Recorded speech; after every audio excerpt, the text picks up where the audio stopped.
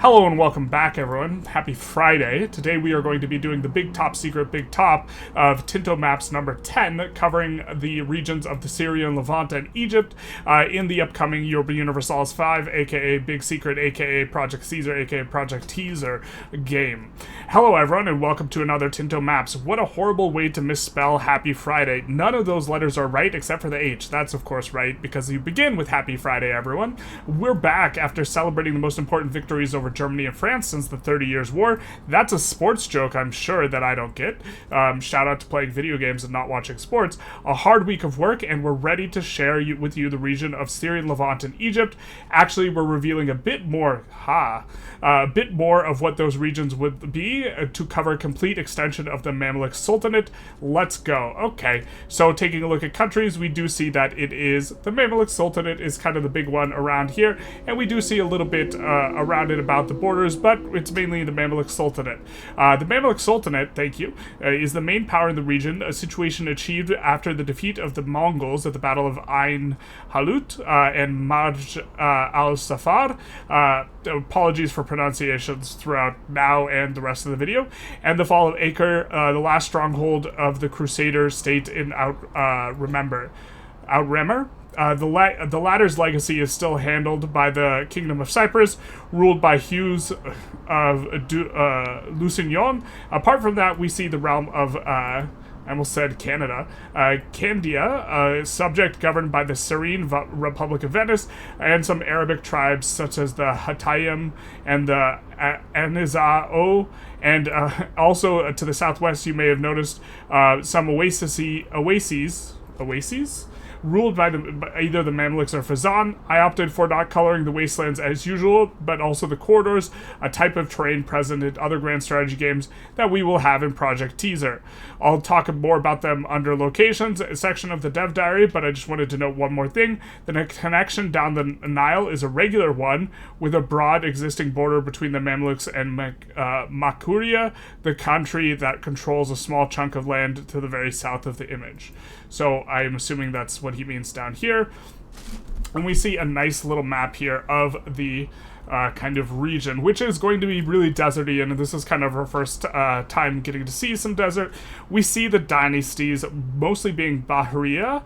The Bahri Mamluks have ruled the Sultanate since they deposed the Ayyubids almost a century before the start of the game. It could maybe be a bit more accurate to depict the Sultan al-Nasir Muhammad as an Ibn Qualwan of the lineage of Qualwan. Again, apologies for pronunciation.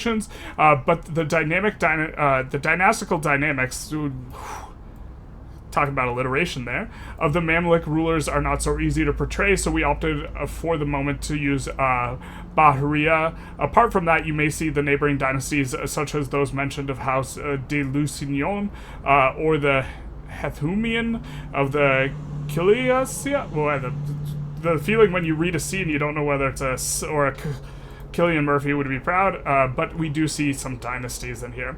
And we see the locations, which the locations, and a more detailed locations map. There's nothing we really want to look super closely at here, but you will not be able to outmaneuver armies through these corridors, right? So you could just, at the entrance and exits of these corridors, I assume will be really nice locations for forts. If you can't, okay, this one has 2 wide, but we see in other places, like here might be a really good location for a fort, here might be a good location for a fort, different sorts of choke points, because they're not really hills or mountains, right? But it'll be interesting to play in a region where you have all this stuff going on. And this is like the first one where we've seen really significant terrain stuff, but maybe you just kind of ignore it and pretend like this isn't here because it's probably the less valuable territory. Here you can see the locations of the entire region and also closer chunks behind the spoiler button. The most interesting feature to talk about are the corridors, something that some of you might remember from Imperator Rome, but also something new to the rest. really like how the game is generally seems to be trying to poach as many of the good features from a lot of games as possible, while trying to leave on the table some of the things that are maybe not so good. In particular, I think that for the economy system, they seem to be trying to lean heavily into some of Vic 3 systems, which is really exciting for me. The corridors are empty locations with no population or resources. Okay, so there's not much reason to settle them, but that allows for connection between the locations at their sides. So just for marching territories or armies through. For some mechanics we've already mentioned, market access and control. Okay, so we can also get control through these zones, and some others we haven't mentioned. Army movement.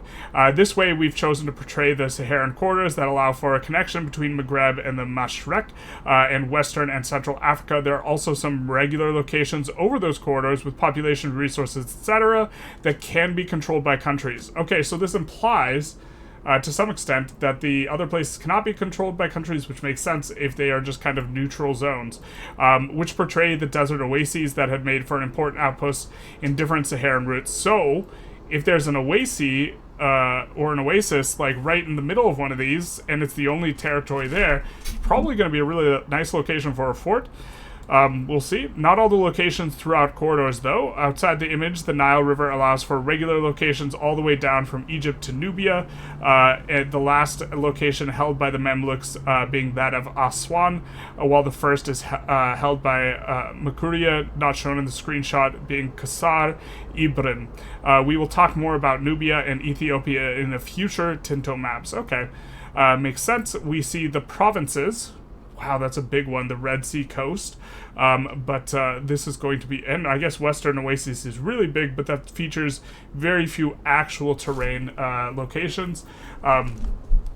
These do seem more in the local language, and this is not, I'm not familiar with Arabic pronunciations too much, so we'll not talk through too many of them, but do see kind of like a dense trio right here at the the river delta, which makes sense because I assume this is going to be the most developed area at the start of the game. Usual provinces map mode. Please let us know of any spelling or naming suggestions that come to your mind. They, of course, are in the same boat where to know everything in such great detail when you're covering the entire globe, very difficult, but they have been very receptive to feedback. So if you have feedback, please be sure to let them know, especially the Happy Friday misspelling at the start of the dev diary or Tinto maps. Okay, continuing on, we see areas with Lower Egypt, Upper Egypt, Sinai, Hejaz, and Levant. Okay. New map mode that's been requested in previous Tinto maps and that we're now incorporating. This makes sense because we haven't seen these massive areas before. I was about to say the provinces was already the big one, and then I think there is the location. Yeah, before we've just seen locations into provinces, but areas gives us a better kind of view as far as the people who are used to dealing with the fewer provinces over the large area, or in map games in general, grand strategy games, where these might be the territories you would see in another game.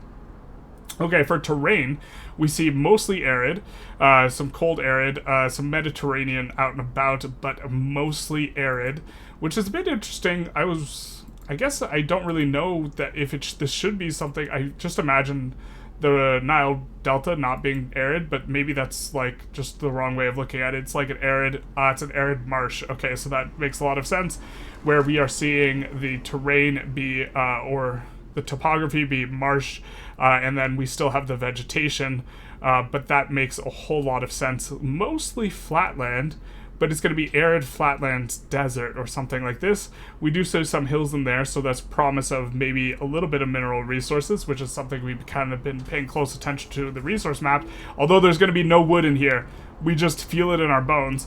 And then taking a look at the vegetation, there's a little bit of woods here. There's some woods and forests up through here, but that's going to be it. And it's going to be we're assuming that farmland is a little bit more rich, and so there is quite a bit of farmland across the Nile and then desert other than that. And so I'm guessing that this is going to be, you're mostly along the Nile in terms of what you can do, and even if there are minerals out here, it might be hard to exploit them. Although I guess the Levant has some decent looking vegetation. We're assuming that desert is going to be just rough in general, is going to apply pretty significant malice and is not going to be the best place, which makes this perhaps a region that is going to maybe be really good early on, and then when your control starts allowing you to expand out further, whether it be by loud car or by carriage, this is going to make it difficult to really utilize the resources farther and farther away, because your only good resources are here on the Nile, maybe something like this. So maybe you have a good start as Egypt, and then a middle game that's a little bit rough, because as you radiate outward from the Nile, right, there's not a whole lot of resources here available to you. And then as you can establish control further and further away, maybe you start to gain access to more resources again. Okay, the climate is dominated by a mix of Mediterranean, arid, and cold arid. The topography of the region is quite flat, with some hills and mountains on Mount Lebanon and Anti-Lebanon. Wait, what? There's a place called Anti-Lebanon? Alright, fair enough. Mount Sinai and the verge of the Arabian Plateau, and some marshland over the Nile Delta, of course. Regarding the vegetation, desert and sparse vegetation dominate most of the region, with some woods and forests over in the Levant, and the Nile fertile farmlands, the breadbasket of the eastern Mediterranean. Alright, so for cultures, we see mostly, it's not even mostly Egyptian. We see Egyptian, Sayyidi, Bodin, Hijaz, and Levantine as kind of the main ones in here. Here starts the fun. Does it start the fun? I heard that there was actually a little bit of controversy in the Balkans map discussion last week. Who knew? Even though they prefaced it with, hey, let's play nice, everyone. Nobody played nice. Apparently. Ostensibly. I've heard. I guess I haven't confirmed myself, so maybe it's just fake news. Alright, these countries rule over the Middle East will face the challenge of managing several different cultural minorities. Libyan, Egyptian, Saidi, Bodin, Hijazi, Najidi, the green one to the right, Levantine and Iraqi, the light blue at the top right of the picture, are all different regional cultures of the Arabic-speaking peoples. Something interesting is that most of the Bodin pops are tribesmen instead of peasants. That is interesting, portraying their traditional social organization. So I guess, is Afghanistan going to be somewhat similar to that? I know that they are more tribal in terms of their government, or this is what I've heard, and so that'll be interesting to see which pops are represented in this way, and also how this contributes to strategy. Coming to the important minority groups, Coptic people are quite important to Egypt, accounting for 10% of the population of the Mamluk Sultanate. The other important minority are Syriac, which also account for another 10% of the population, and are a cultural majority in a few locations. Apart from those, there are also the Armenians, Kurds, Turkomans, on the divide between Anatolia and Syria, and Jazeera, Alawites, Shiites in Syria, Mizrahi Jews all over the region, Samaritans in Palestine, and Greeks in Crete, Cyprus, and some in Alexandria. Oh, and also Saharan cultures of the Eastern Berbers and Tohubu over the Saharan oases. Interesting. Now, why are these the important groups and these other groups not important? Let's start another controversy like what happened in the Balkans chat, except don't, behave. Never mind. Forget I said anything. Okay, we said we see the religions map mode now, which appears to be a little bit interesting, mostly Sunni, right? But then we see this Orthodox over here.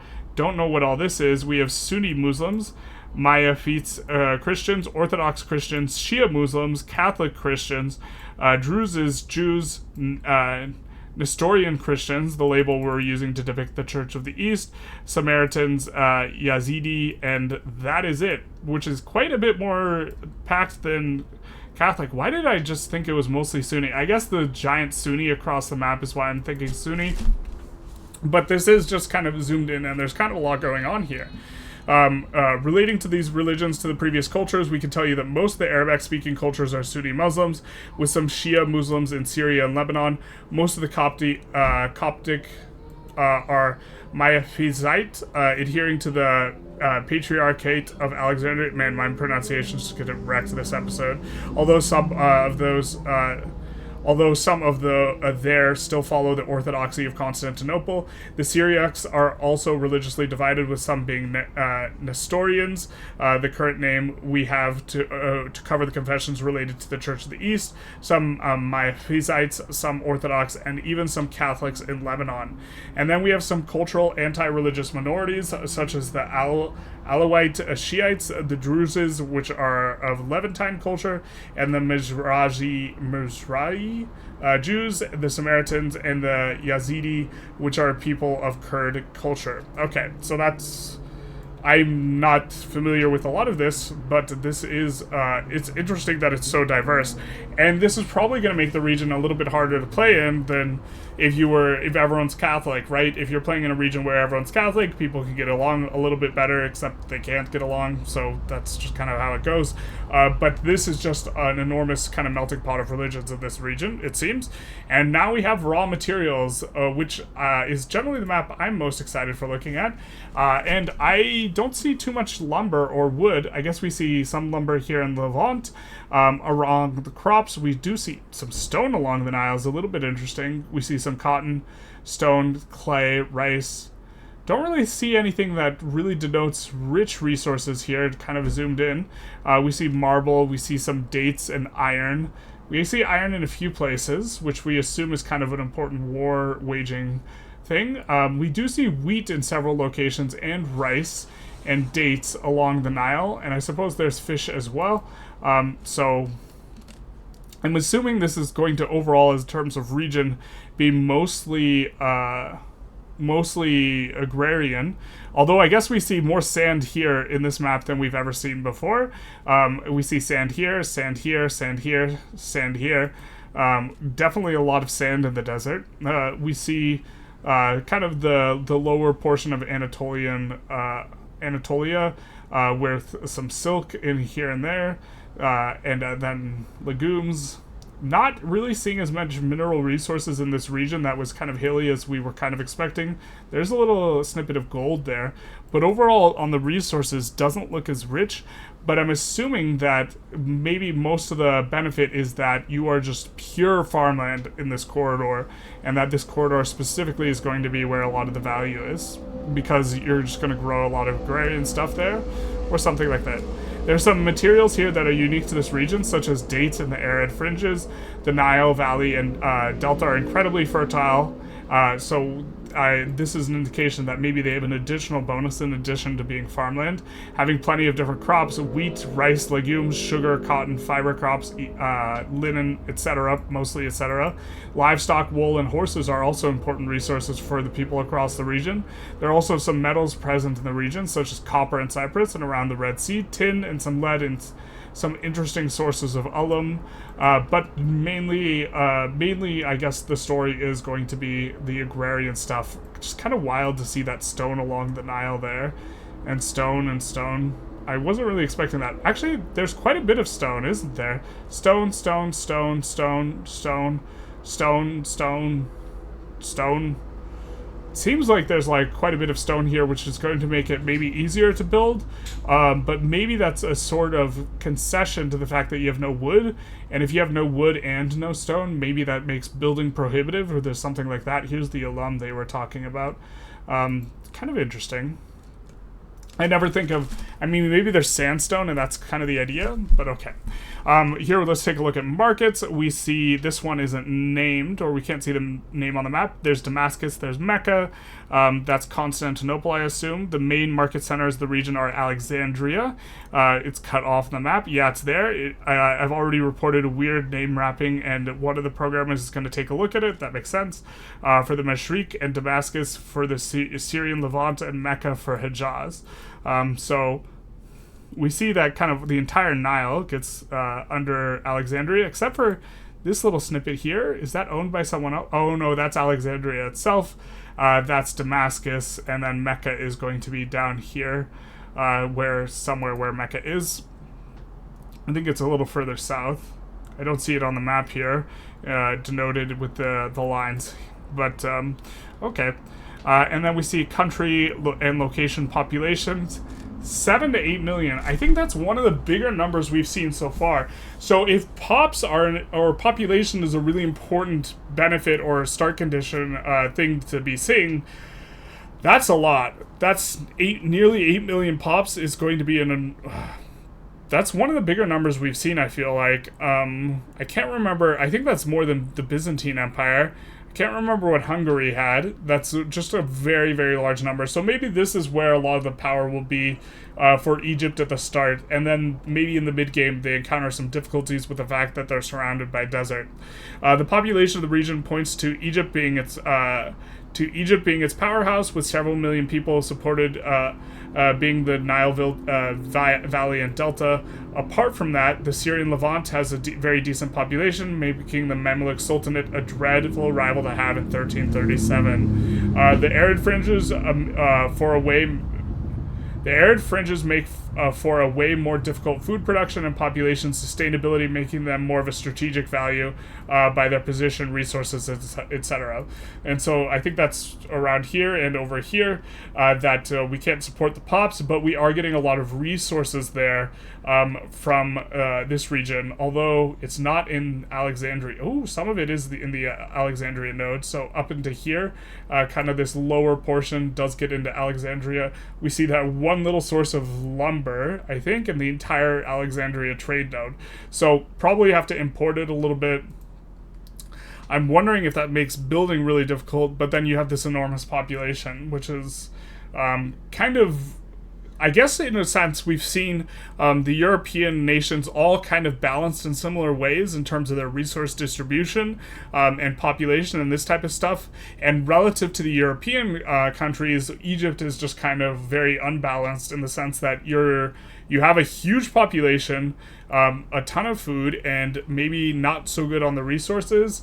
And then also, probably in the early game, you get enough control such that, or you have a level of control such that, you kind of really only occupy the farmlands anyways, and then this is just for strategic use.